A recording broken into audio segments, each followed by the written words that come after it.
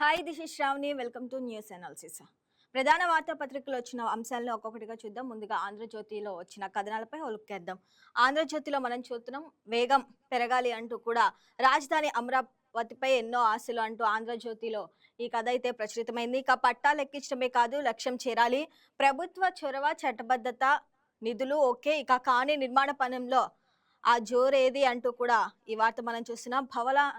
భవనాల నిర్మాణాల్లో దాదాపు పురోగతి, రోడ్లు, మౌలిక వస్తుల పనుల నత్తనడక నడుస్తున్నాయంటూ కూడా ఆంధ్రజ్యోతిలో ఈ వార్త మనం చూస్తున్నాం.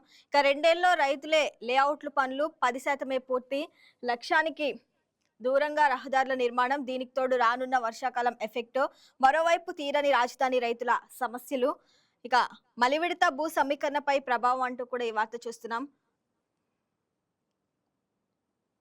రాజధాని నిర్మాణం అంటే ప్రభుత్వ కార్యాలయ భవనాలు, అధికారిక నివాసాలు కట్టడం మాత్రమే కాదు, రోడ్లు వేయాలి, మౌలిక వస్తువులు కల్పించాలి, రాజధాని భూములు ఇచ్చిన రైతులకు న్యాయం చేయాలి. ఇక అమరావతిలో ప్రభుత్వ భవనాల నిర్మాణాలు వేగంగా జరుగుతున్నాయి, కానీ రహదారుల నిర్మాణ పనులు వందకొడిగా సాగుతున్నాయి. రైతుల లేఅవుట్ల అభివృద్ధి పనుల్లో ఇదే పరిస్థితి కనిపిస్తుంది.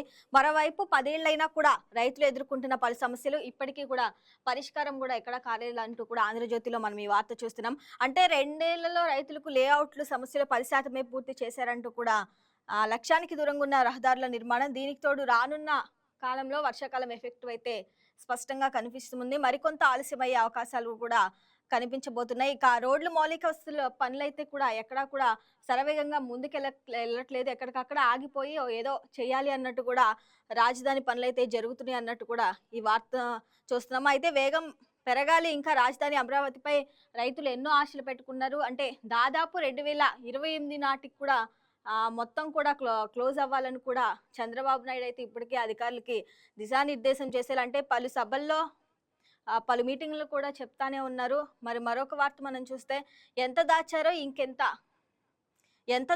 ఇంకెంత దాచారో అంటూ కూడా మరొక వార్త మనం చూస్తున్నాము.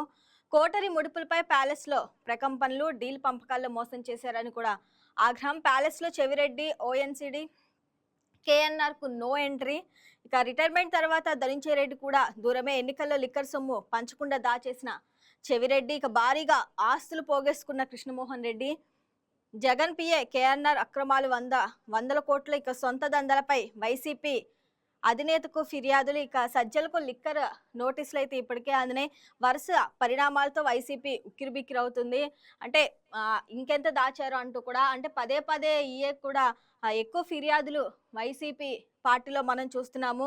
ఆ లిక్కర్ స్కామ్లు అంటే అనేక నేతల పేర్లు కూడా ఒక్కొక్కటి కూడా బయటకు వస్తున్నాయి. అంటే సజ్జల రామకృష్ణారెడ్డి కూడా విచారణకైతే పిలిచారు. ఇప్పటికే చెవిరెడ్డి, ఓఎన్సిడి, కేఎన్ఆర్ కు నో ఎంట్రీ. రీసెంట్ గా మనం చూస్తాం, జగన్ పిఏ కూడా బయటికి రావటం జరిగింది. జగన్ పిఏ పేరు, ఒక సామాన్య వ్యక్తికి వేల కోట్ల ఆస్తులు అసలు ఎక్కడి నుంచి వచ్చాయి అంటే శశికళ పేరు మీద కూడా అనేక ఆస్తులు ఉన్నాయి. ఇక విజయవాడలో కానీ తిరుపతిలో కానీ వేల ఎకరాల భూములు కూడా స్వాధీనం చేసుకున్నట్టు తెలుస్తుంది. అంటే విచారణ ఇంకా కొనసాగే అవకాశం ఉంది కూడా.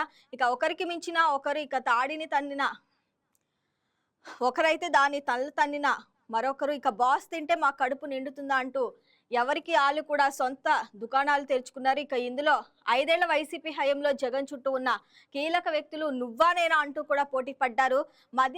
మద్యం పాలసీ మార్పు నాటి ప్రభుత్వ పెద్దలకు కనుసన్నల్లో జరిగిన ఒక బడా స్కామ్ కాగా కమిషన్ల వసూలు, ఇక ఆ ముడుపులు తరలింపులు అయితే ఎవరికి వారు చేతివాటం ప్రదర్శించారు.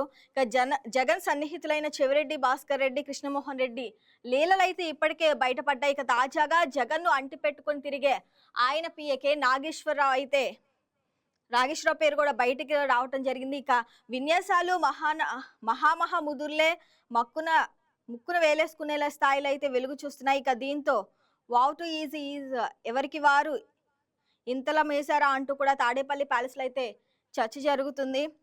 ఇక జగన్ వీరాభిమానులు గొప్పలు చెప్పుకుంటారు, కానీ ఈ లెక్క ఇప్పుడు తప్పినట్లు కూడా తెలుస్తుంది. ఎన్నికల్లో లిక్కర్ సొమ్ము పంచుకొని దావా వేసిన చెవిరెడ్డి, భాస్కర్ రెడ్డి, అంటే మొదటిగా మనకి బయటకు వచ్చిన పేరు అయితే చెవిరెడ్డి, భాస్కర్ రెడ్డి. ఇంకా ఒక్కొక్కళ్ళు బయటకు వస్తున్నారు. అంటే సొంత పార్టీలోనే నేతలు ఒక్కొక్కరిగా రావటంతో అయితే మరి ఇప్పుడు అధికారంలో ఉన్న పార్టీ ఎలాంటి చర్యలు తీసుకోబోతుంది అనేది కూడా మనం వేచి చూడాలి. ఇక మరొక వార్త గాని మనం చూస్తే భూ సమస్యలపై రంగంలోకి సీఎం అంటూ కూడా ఆంధ్రజ్యోతిలో ఈ వార్త మనం చూస్తున్నాము. ఇందులో ఒకసారి హెడ్లైన్స్ గాని మనం చూస్తే క్షేత్రస్థాయిలో స్వయంగా పరిశీలన నేడు సిద్ధాంతం సిద్ధాంతంలో రైతులతో ముఖాముఖి రీసర్వే 1.0 సమస్యలకు పరిష్కారంపై ఆరా పొలాల్లోకి వెళ్లి వారితో చర్చలు వెంట ఉండేది సర్వేయర్ విఆర్ఓ మాత్రమే. ఇక 1936 మందికి కొత్త పాస్ పుస్తకాల పంపిణీ. ఇక వీరిలో 54 మంది ఇన్కమ్ సర్వీస్ రైతులు. పట్టాదారు పాస్ పుస్తకాలు సమావేశంలో అయితే ఈరోజు సిద్ధాంతంతో రైతులతో అయితే చంద్రబాబు నాయుడు ముఖాముఖి నిర్వహించనున్నారు. ఇక భూముల రీసర్వే 2.0 ఎలా జరుగుతుంది, రైతుల అభ్యర్థులను అధికారులు పరిశీలిస్తున్నారా, వారికి నోటీసులు ఇచ్చాకే భూములు కొలతలు వేస్తున్నారా, వివాదాల పరిష్కారం అసలు ఎలా ఉంటుంది, రైతుల మనోగతం ఏమిటి, ఈ ప్రశ్నలకు వాస్తవిక సమాధానాలు తెలుసుకునేందుకు ముఖ్యమంత్రి చంద్రబాబు స్వయంగా రంగంలోకి దిగారు. ఇక సోమవారం ఉదయం ఆయన పశ్చిమ గోదావరి జిల్లా వాసవి పెనుకొండ మండలం సిద్ధాంతం గ్రామాన్ని సందర్శించున్నారు. ఇక ఈ సమస్యల పరిష్కారంతో రైతులతోనే స్వయంగా చంద్రబాబు నాయుడు అయితే ముఖాముఖి నిర్వహించనున్నారు. ఇక పలు అంశాలపై అయితే క్షేత్రస్థాయిలో సమగ్రంగా పరిశీలిస్తారు. పనిలో పనిగా తొలి విడతగా రీసర్వేకు సంబంధించి రైతులకు రాజముద్రతో కూడిన పట్టాదారు పాస్ పుస్తకం కూడా పంపిణీ చేస్తారు. ఇక జగన్ హయాంలో 6,675 గ్రామాల్లో రీసర్వే జరిగితే రైతులకు అనేక సమస్యలు ఎదురయ్యాయి. ఇక కూటమి ప్రభుత్వం వచ్చాక ఈ గ్రామాల సభలు నిర్వహించగా 8.75 లక్షల మందికి అయితే పరిష్కారంపై అయితే ఆరా తీసి ఒక్కొక్కరికి ఇవ్వటం జరిగింది. ఇక పొలాల్లోకి వెళ్ళి వారితోనే స్వయంగా చర్చించేందుకు కూడా ఇవాళ అవకాశం కనిపిస్తుంది. ఇక మరొక వార్త కానీ మనం చూస్తే నేడు ఇండియా కూటమి జన్బంధన్ అంటూ కూడా ఇక్కడ ఈ వార్త చూస్తున్నాము. కాంగ్రెస్ నేతృత్వంలో ఢిల్లీలో మిత్రపక్షాల కీలక సమావేశం. 23 పార్టీలు వస్తాయి జయరాం. ఇక 2029 ఎన్నికలపై ప్రధాన దృష్టి, ఉమ్మడి వ్యూహంపై నేతల కసరత్తు. ఇక ఢిల్లీకి చేరిన టీఎంసీ చీఫ్ మమత, డిఎంకే ఆమ్ ఆద్మీ పార్టీ దూరం. ఇక మరొక వార్త మనం చూస్తే తిరుచి ఈస్ట్ బర్లో రాఘవ లారెన్స్ కూడా పోటీ చేయనున్నారని కూడా నిన్న ఆయన ఒక ఎక్స్లో పోస్ట్ చేయడం జరిగింది. టీవీకే నుంచి పోటీ చేస్తారని ప్రచారం. ఆ 11 ప్రకటన చేయనున్నట్లు కూడా వెల్లడి. ఇక ప్రధానిను తప్పించే బాధ్యత ప్రధానిదే అంటూ కూడా ఈ వార్త మనం చూస్తున్నాం. యువత గలమెత్తితేనే వ్యవస్థ గాడిన పడుతుంది. ఇక కేంద్ర విద్యా మంత్రి వారంలో వైదొలగకపోతే భారీగా నిరసనలు చేపట్టనున్నారు. ఇక జంతర్ మంత్ర ధర్నా కేవలం ట్రైలరే. సీజేపీ నేత అభిజిత్ దీప్కే ఒక హెచ్చరిక అయితే చేయటం జరిగింది. ఇక కోట్లకు చేరువలో మాస్క్ అంటూ కూడా ఈ వార్త మనం ఇక్కడ చూస్తున్నాం. పన్నిన ఐపీఓకి రానున్న స్పేస్ ఎక్స్ కంపెనీ. ఇక అది విజయవంతమైతే మాస్క్ ఆస్తుల నికర విలువ $1 ట్రిలియన్ మార్కు దాటుతుందని కూడా ఒక అంచనా అయితే జరుగుతుంది. ఇక ఒకవేళ నిజంగానే అదే జరిగితే తొలి ట్రిలియనర్గా చరిత్ర ఒక కరెన్సీల ఆ సొమ్ము కోట్లకు పైమాటే. ఇక చాలా దేశాలు డీజీపీ కన్నా మాస్క్ సంపద ఎక్కువ, జీడిపి కన్నా మాస్క్ సంపద ఎక్కువ. ఇక గంటకు 9.5 కోట్ల చొప్పున నిరంతరాయంగా అయితే ఖర్చు పెట్టిన మొత్తం ఖర్చు అవ్వడానికి 100 ఏళ్లకు పైగానే పడుతుంది. ఇక ఆయన 75 లక్షల కోట్లకు పైమాటి. ఇక కరెన్సీ ప్రకారం ఇప్పుడు చూసుకుంటే దీనికి తోడు ఇందాలుగా ఒక ప్రైవేట్ లిమిటెడ్ కంపెనీ ఉన్న ఆయన స్పేస్ ఎక్స్ వచ్చే శుక్రవారం అంటే జూన్ 12న ఐపీఓకు రాబోతుంది. ఇక అంటే షేర్ మార్కెట్లో రాబోతుంది. ఇక దాంట్లో ఆయనకు 50% పైగా వాటా ఉంది. దాని ద్వారా వచ్చే ఆదాయంతో మాస్క్ ఆస్తి $1 ట్రిలియన్ దాటుతుందంటూ కూడా మనం ఇక్కడ ఈ వార్త చూస్తున్నాము. అది విజయవంతమైతే మాస్క్ ఆస్తుల నికర విలువ అయితే $1 ట్రిలియన్ మార్కు దాటుతుందని కూడా ఒక అంచనా అయితే మనకి తెలుస్తుంది. ఇక మరొక వార్త ఆంధ్రజ్యోతిలో మనం చూస్తే ఉత్తరాంధ్రలో REE రిఫైనింగ్ హబ్ అంటూ కూడా ఈ వార్త చూస్తున్నాము. నెల్లూరులో నియోడైమియం మ్యాగ్నెట్ ఉత్పత్తి కేంద్రం ఏర్పాటు చేయండి అంటూ కూడా ఈ వార్త చూస్తున్నాం. గెట్టెడ్ ప్రతినిధులకు మంత్రి లోకేష్ విజ్ఞప్తి, సాంకేతిక భాగస్వామ్యం భవిష్యత్తులో విలువైన అవకాశాలను తెరుస్తుందని కూడా వ్యాఖ్య. ఇక మాస్కోలో అణుశక్తి మ్యూజియం సందర్శన అంటూ కూడా ఈ వార్త చూస్తున్నాం. నేతలకు సాంకేతిక శక్తి, వెంకటగిరిలో IIHTC చేనేత రంగంలో కీలక శిక్షణ, 1992లో తిరుపతిలో ఏర్పాటు, 10వ తరగతి ఉత్తీర్ణతో ప్రవేశం అంటూ కూడా ఈ వార్త మనం చూస్తున్నాము. ఒకసారి ఆంధ్రజ్యోతిలో జిల్లా వార్తలు చూస్తే ఇంద్రకీలాద్రి కిటకిట అంటూ కూడా ఈ వార్త మనం చూస్తున్నాము. ఇక దుర్గామల్లేశ్వర ఆలయానికి అయితే ఆదివారం భక్తులు భారీగా తరలి వచ్చారు. ఉదయం 7 గంటల నుంచే భక్తుల రద్దీ పెరిగింది. దీంతో అధికారులు రంగంలోకి దిగి అంతరాలయం VIP దర్శనాలు రద్దు చేశారు. ఇక సామాన్య భక్తులకు అమ్మవారి దర్శనంలో ఇబ్బందులు తలెత్తకుండా ప్రత్యేక చర్యలు తీసుకున్నారు ఇక ఆలయ అధికారులు. బ్యాక్ డోర్ బిజినెస్ అంటూ కూడా ఈ వార్త ఒకటి చూస్తున్నాం మనము. బార్ అండ్ రెస్టారెంట్లో సడలుతున్న సమయపాలన అంటూ కూడా ఈ వార్త చూస్తున్నాం. ఒకసారి ఇందులో హెడ్లైన్స్ చూస్తే, బార్లో ప్రత్యేకంగా మినీ కౌంటర్లు తెల్లవారుజాము నుంచే యథేచ్ఛగా అమ్మకాలు, పట్టనట్టు వ్యవహరిస్తున్న ఎక్సైజ్ శాఖ. ఇక ప్రజల నుంచి వెలువెత్తున్న విమర్శలు కూడా అనేకమనే చెప్పాలి. ఇక బార్ల నిర్వహణలో యజమానులు నిబంధనలకు నీళ్లు వదిలేశారు, ఇష్టారాజ్యంగా అమ్మకాలు సాగిస్తున్నారు. ఇంకా అధికారులకు సవాల్ విసురుతున్నారు. వివరాల్లోకి వెళ్తే, రాష్ట్రంలో ఉన్న అన్ని బార్లు అండ్ రెస్టారెంట్లకు ప్రభుత్వం ఒక సమయాన్ని కేటాయిస్తాం కొన్నాళ్ళ క్రితం అయితే ఉత్తర్వులు జారీ చేసింది. అంటే బార్ అండ్ రెస్టారెంట్లకు ఉదయం 10 గంటల నుంచి రాత్రి 12 గంటల వరకు మద్యం గాని ఆహారం గాని వినియోగదారులకు సరఫరా చేయడానికి అనుమతినిచ్చింది. ఈ సమయాల్లో వ్యాపారం చేయటం వల్ల లాభదాయకంగా లేదని భావించిన వ్యాపారులు బ్యాక్డోర్ బిజినెస్ మాత్రం మొదలు పెట్టారని చెప్పుకోవచ్చు. అంటే ఉదయం 6 గంటలకే ముందు షట్టర్ దించేసి తాళాలు వేసినట్లు ఉంటాయి, విద్యుత్ దీపాలు ఆర్పేసి ఉంటాయి. ఇక సందులో నుంచి మందు బాటిళ్లు లోపలికి వెళ్తుంటారు, ఇక లోపల నుంచి బయటకు వస్తుంటారు. ఉమ్మడి జిల్లాల్లోని అన్ని బార్లలో అయితే రెస్టారెంట్ల వద్ద ఇదే పరిస్థితి ఎక్కువగా కనిపిస్తుంది. మరి ముఖ్యంగా విజయవాడ నగరంలో మరీ ఎక్కువగా ఉంది. కొంతమంది మందుబాబులు పరగడుపున చుక్క నోట్లో పడకపోతే ఏదో లోటుగా భావిస్తున్నట్టు కూడా జిల్లా వార్తల్లో అయితే మనము ఈ వార్త చూస్తున్నాం. అంటే తెల్లవారుజాము నుంచి యథేచ్ఛగా అయితే అమ్మకాలు కొనసాగుతున్నాయి. అంటే ప్రభుత్వము కొంత ఉదయం 10 గంటల నుంచి నైట్ 12 గంటల వరకు ఒక టైం ఇచ్చినా కూడా అది ఎక్కడా కూడా అమలు అవ్వట్లేదు. దీనివల్ల ప్రజలకు ఇబ్బంది కలుగుతుంది. ఇంకా ప్రజల నుంచి కూడా విమర్శలు అయితే వెలువెత్తుతున్నాయనే చెప్పొచ్చు.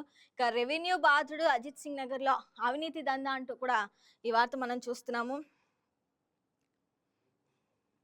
నగరం సర్కిల్ 2 పరిధిలో కార్పొరేషన్ రెవెన్యూ విభాగం రూటే సపరేట్, అదనంగా చెల్లిస్తేనే కొత్తగా ఆస్తి పన్ను నమోదు చేస్తారని ఆరోపణలు ఉన్నాయి. పైకం చెల్లిస్తేనే ఇక్కడ సిబ్బంది ఫైలు కదిలిస్తున్నారని విమర్శలు వస్తున్నాయి. వైపు అవినీతికి పాల్పడుతున్న అధికారులు, సిబ్బందిపై ఏసీబీ అధికారులు దాడులు. అంటే ఒకవైపు ఏసీబీ అధికారులు ఎక్కడెక్కడ దాడులు కూడా నిర్వహించినా కూడా ఎక్కడా కూడా అవినీతి మాత్రం ఆగట్లేదనే చెప్పొచ్చు. అంటే ఏజెంట్ల ద్వారా అధికారిక వసూళ్లు. అజిత్ సింగ్ నగర్ లో రెవెన్యూ విభాగంలో ఈ అనధికారిక నగదు వసూలు చేసేందుకు కొంతమంది ప్రైవేట్ ఏజెంట్లను కూడా నియమించుకున్నట్లు తెలిసింది. ఆ ఏజెంట్లు పన్నుల వసూలు కేంద్రంలో తిష్ట వేస్తున్నారని సమాచారం. ఇక పన్నుల కోసం వచ్చే బిల్డర్లు, భవనాలు, స్థలాల యజమానులతో రెవెన్యూ సిబ్బంది బేరసారాలు చేసిన తర్వాత వీరు రంగప్రవేశం చేసి లంచాల వ్యవహారం అంతా చూసుకుంటున్నారని తెలిసింది. అంటే పని అయిపోయిన ఫైళ్లు కూడా దగ్గర పెట్టుకొని అధిక మొత్తంలో డబ్బు వసూలు చేస్తున్నారు. మరి ఏసీబీ అధికారులు ఎక్కడికక్కడ దాడులు నిర్వహించినా కూడా ఇది ఎక్కడా ఆగట్లేదు. మరి స్థానిక భవన నిర్మాణాలు ఊపందుకోవటం రెవెన్యూ విభాగానికి కాసుల పంటగా మారింది. సాధారణంగా 120 గజాల ఇంటికి 70,000 వరకు అయితే ఫీజులు ఉంటాయి. అయితే వీటితో పాటుగా పని చేసి పెట్టిన సిబ్బందికి 1000-2000 ఇవ్వటం పరిపాటే. కానీ ఇక్కడ పరిస్థితులు అందుకు పూర్తిగా భిన్నంగా ఉంటాయి. 70,000 ఫీజుతో పాటు అదనంగా 25,000 నేరుగా అడిగేస్తారని సమాచారం అంతుంది. 200-500 గజాల్లో అయితే ఇల్లు, అపార్ట్మెంట్లు అయితే 1,00,000కు పైనే వసూలు చేస్తున్నారని ఆరోపణలు అయితే పెద్ద మొత్తంలో వినిపిస్తున్నాయి. ఇది కొత్తగా అయితే మనం అజిత్ సింగ్ నగర్ లో అవినీతి దందా అంటూ కూడా ఈ వార్త మరి చూస్తున్నాం. మరి రెవెన్యూ సిబ్బంది దీని మీద ఏమైనా స్పందించిద్దా ఇప్పటి వరకు? మరి ప్రభుత్వం తగిన చర్యలు తీసుకుంటుందా లేదా అనేది మాత్రం చూడాలి. కొత్తగా ఆస్తి పన్ను నమోదు, అదనంగా వసూలు, పైకం చెల్లిస్తే ఫైలు కదిలిస్తున్న సిబ్బంది అంటూ కూడా ఇక్కడ మనం ఇది చూస్తున్నాము. ఇక యోగాతో సంపూర్ణ ఆరోగ్యం అంతర్జాతీయ యోగా దినోత్సవాన్ని పురస్కరించుకొని నగరంలోని బిఆర్టీస్ రోడ్లో ఆదివారం నిర్వహించిన పోలీస్ టీం యోగా విశేషంగా ఆకట్టుకుంది. ఇక హోంశాఖ మంత్రి అనిత యోగాసనాలు ప్రదర్శించి యువతలో కొత్త ఉత్సాహం అయితే నింపారు. ఇక సుమారు 4,000 మంది విద్యార్థులు ఈ కార్యక్రమంలో పాల్గొని యోగా ఆసనాలు వేశారు. అంటే 21 వరకు కూడా దీనికి సంబంధించి కార్యక్రమాలు అయితే ఉండనున్నాయి. ఇక సండే కృష్ణా జిల్లాలో అధిక ఉష్ణోగ్రతలను నమోదు. అత్యధికంగా పెదపారుపొడిలో 43.5 డిగ్రీల ఉష్ణోగ్రతలు అయితే నమోదయ్యాయి. ఒకసారి కానీ మనం మ్యాటర్ చూస్తే ఉమ్మడి జిల్లాలో 2 రోజులుగా బాణుడు తన ప్రభావం చూపిస్తున్నాడు.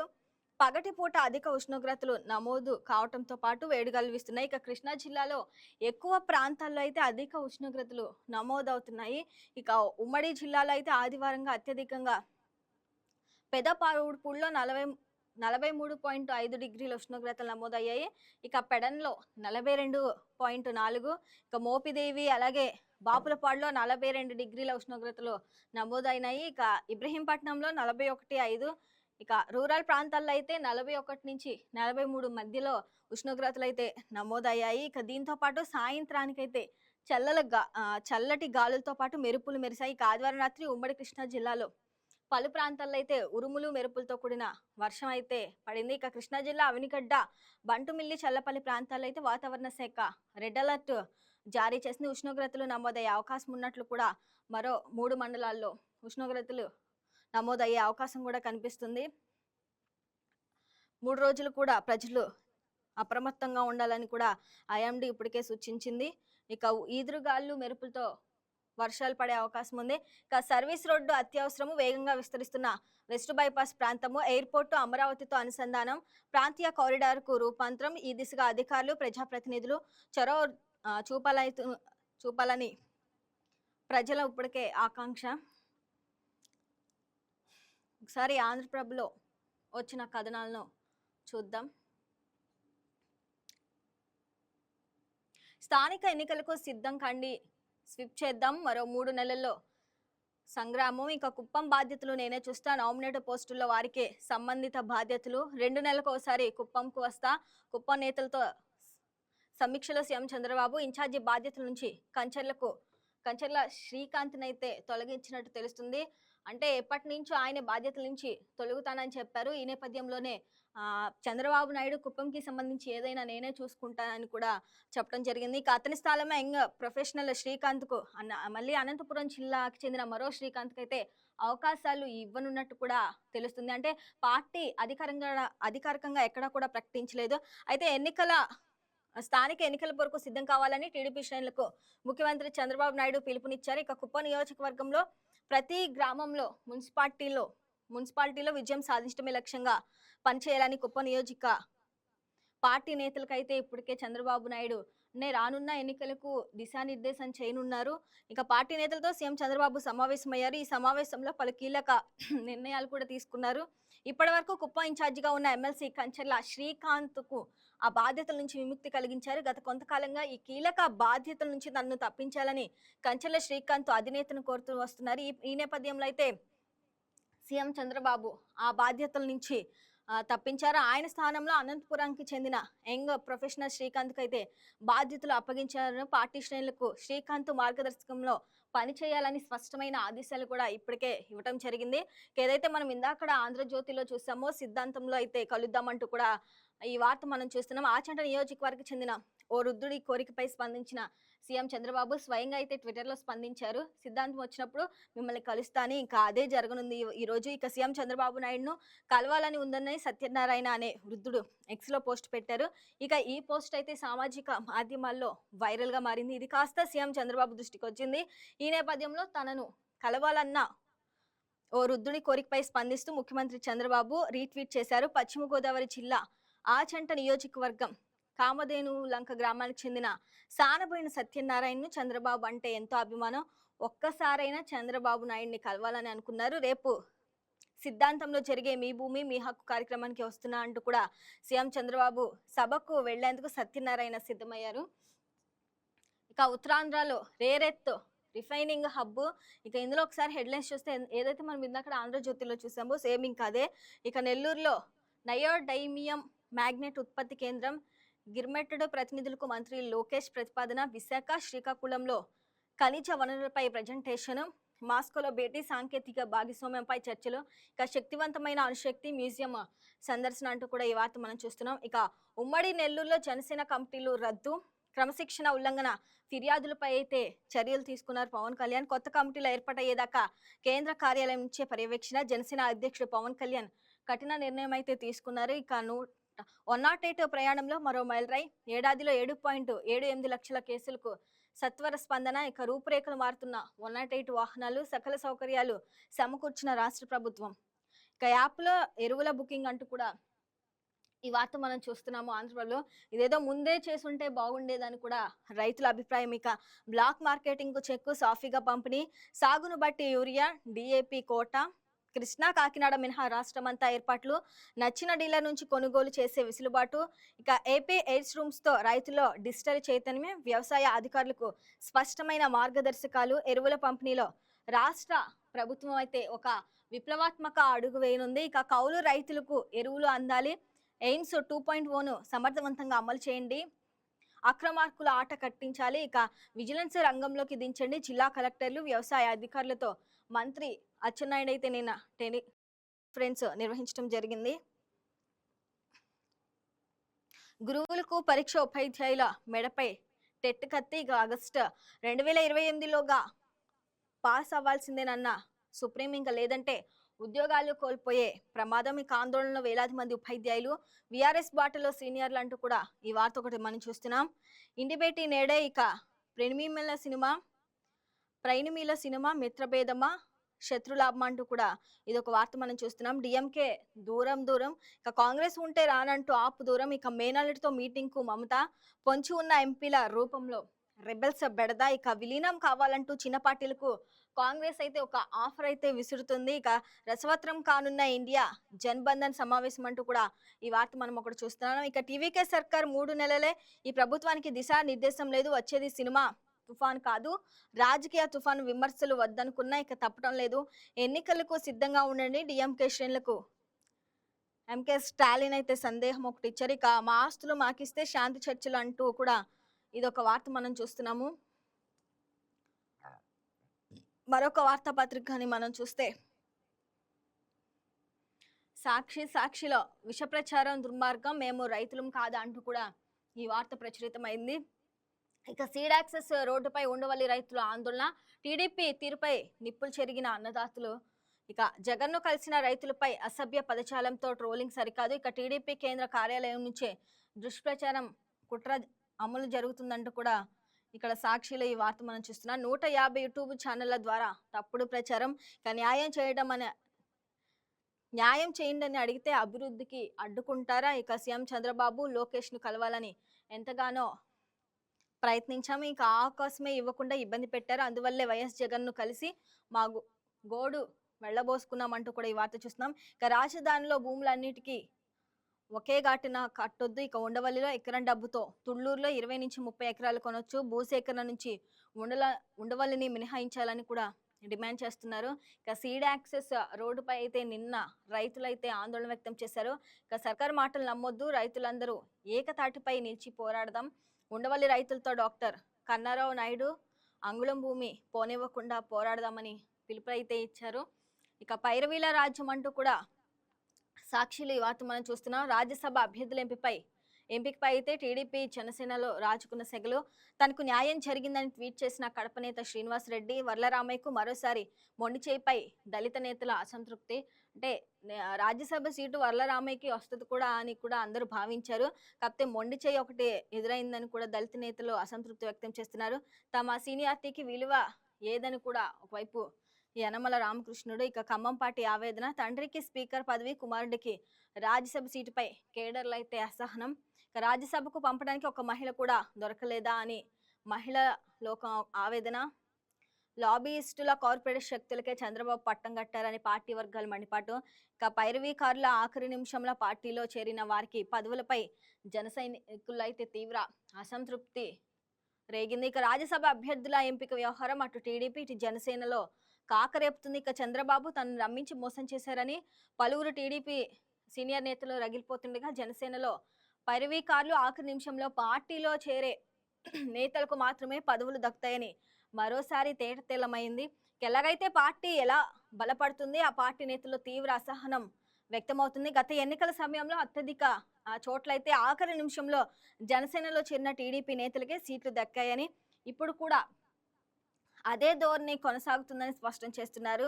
లాబీయిస్టులు సానా సతీష్, కార్పొరేట్ విద్యా సంస్థల అధిపతి భాష్యం రామకృష్ణ, అలాగే స్పీకర్ అయ్యన్న పాత్రుడికి కుమారుడు విజయ్కి పదవుల పందేరంపై టీడీపీలో విమర్శలు పెద్ద ఎత్తునైతే వెల్లువెత్తున్నాయి. ఇక మానవ తార్కికతకు సహాయకంగానే సాంకేతికత అంటూ కూడా ఈ వార్త మనం చూస్తున్నాము. స్వదేశీ న్యాయస్థాన అభివృద్ధికి మనం ప్రాధాన్యత ఇచ్చినట్లయితే సుప్రీంకోర్టు ప్రధాన న్యాయమూర్తి జస్టిస్ సూర్యకాంత్ చెప్పారు. ఇక ఫోన్ చూడొద్దంటే ప్రాణాలు తీసాడంటూ కూడా ఈ వార్త ఒకటి చూస్తున్నాం మనం.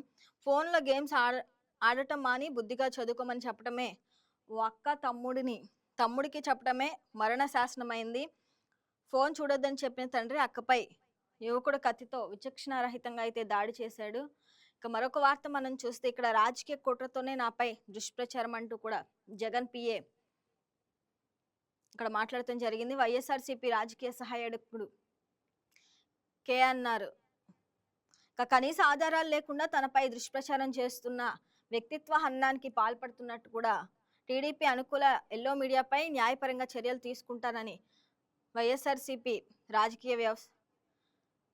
రాజకీయ సహాయకుడు కె నాగేశ్వరరావు ప్రకటించారు. ఇక ఎల్లో మీడియా దుష్ప్రచారాన్ని కోర్టు దృష్టికి తీసుకెళ్తానని, చట్టపరంగా చర్యలు తీసుకుంటానని ఆదివారం ఆయన ఓ ప్రకటనలో పేర్కొన్నారు. ఇక తనకు సంబంధం లేని మద్యం వివాదంపై ఎల్లో మీడియా విషప్రచారం చేస్తుందని కూడా విమర్శించారు. ఇక ఆ ప్రకటనలో కేఎన్ఆర్ ప్రధానంగా పేర్కొన్న అంశాలు కానీ మనం ఒకసారి చూస్తే, ఎల్లో మీడియా నాపై వ్యక్తిగత హననానికి పాల్పడుతుందంటూ కూడా చెప్తున్నారు. ఇక నేను సీనియర్ జర్నలిస్ట్ను 2023లోనే ఒక ప్రముఖ వార్తా పత్రికలో అడిషనల్ ఇన్ఛార్జిగా పనిచేసా. 20 ఏళ్ల కిందటే సొంతంగా వ్యాపారాలు మొదలు పెట్టాను అంటూ కూడా ఆయన అయితే నిన్న కొన్ని అంశాలను చర్చించడం జరిగింది. ఇక ఎల్లో మీడియాపై న్యాయపరంగా చర్యలు తీసుకుంటా, కనీస ఆధారాలు లేకుండా విషప్రచారం చేస్తున్నారు, నాకు సంబంధం లేని ఆస్తులను నావిగా చెప్తున్నారు, విశాఖలో ప్రాజెక్టు కోసం మత్సాడో కంపెనీతో ఏపీ ప్రభుత్వ ఒప్పందం, అది 20 ఏళ్ల క్రితం చంద్రబాబు ప్రభుత్వ హయాంలో ఒప్పందం, ఇక ఆ కంపెనీ వ్యవహారాలతో నాకేం సంబంధం లేదని కూడా ఆయన చెప్తున్నారు. ఇక సింగపూర్ వాసి రమణారెడ్డి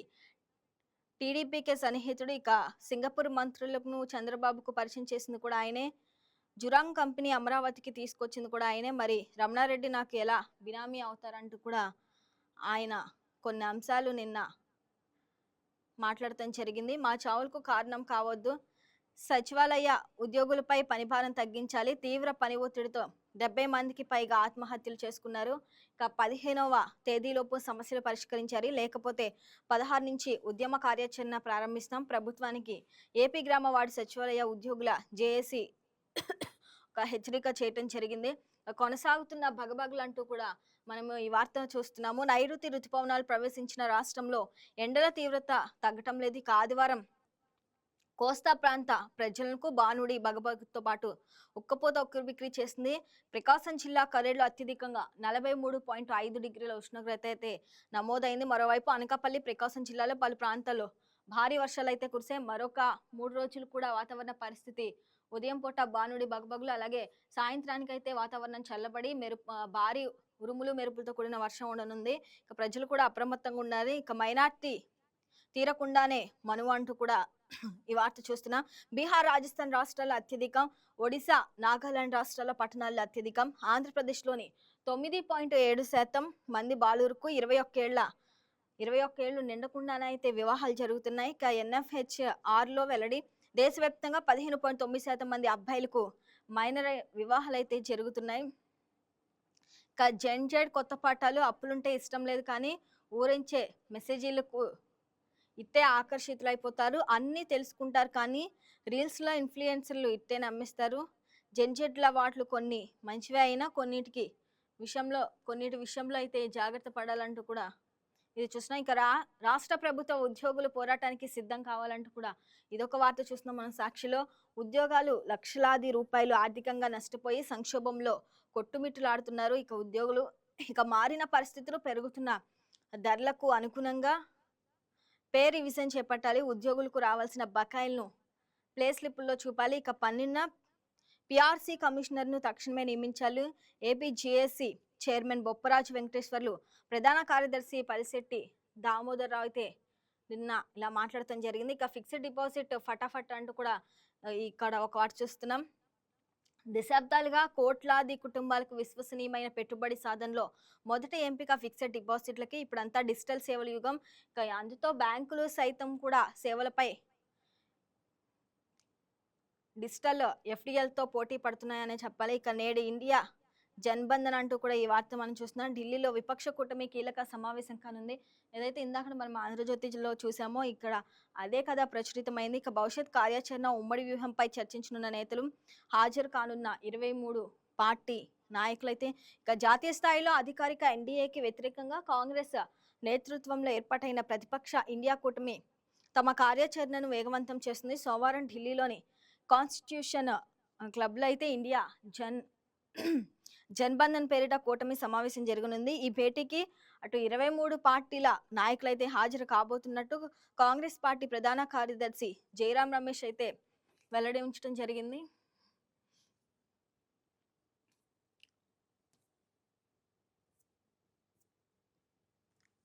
పైరసీల రాజ్యం అంటూ కూడా ఇక్కడ చూస్తున్నాం. ఏదైతే మనం ఇందాకడ చూసామో ఆంధ్రప్రభలో ఇదే వార్త ఇక్కడ కూడా ప్రచురితమైంది. ఇక నమ్మించి మోసం చేశారని పలువురు సీనియర్ నేతలు రగిలిపోతున్నారు ఇప్పటికే.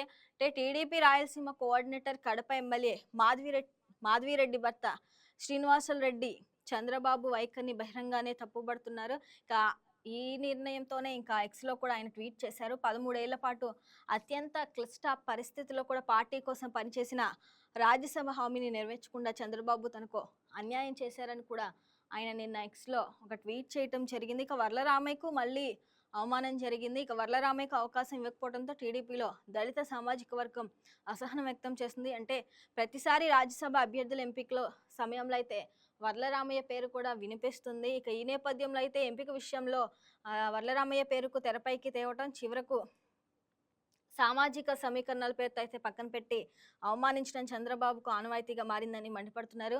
ఇక దళితులంటే చంద్రబాబుకు చిన్న చూపు అనే ఆ విషయం మరోసారి రుజువైందని పార్టీ నేతల్లో చర్చ జరుగుతుంది. ఇక హర్నిష్లు పార్టీ కోసం పనిచేస్తున్న గుర్తింపు లేకపోగా పదవుల విషయంలో తన పట్ల అవమానకరంగా వ్యవహరిస్తున్నారని వల్లరామయ్య సన్నిహితుల వద్ద వాపోయినట్లు తెలుస్తుంది. అంటే ఈ వార్త సాక్షిలో అయితే ప్రచురితమైంది. ఇక మా చావులకు కారణం కావద్దంటూ కూడా ఈ వార్త మనం చూస్తున్నాం. సచివాలయ ఉద్యోగులపై పనిభారం తగ్గించాలి. తీవ్ర పని ఒత్తిడితో 70 మందికి పైగా ఆత్మహత్యలు చేసుకున్నారు. అంటే 15వ తేదీలోపు సమస్యలు పరిష్కరించాలి, లేకపోతే 16 నుంచే ఉద్యమ కార్యాచరణ ప్రారంభిస్తామంటూ కూడా సాక్షిలో ఈ వార్త చూస్తున్నాం. ఇది వాటి ప్రధాన వార్తాపత్రికలో వచ్చిన ముఖ్యమైన అంశాలు. That's all for now. Keep watching YK news. ఇది తెలుగువారి గుండె చప్పుడు.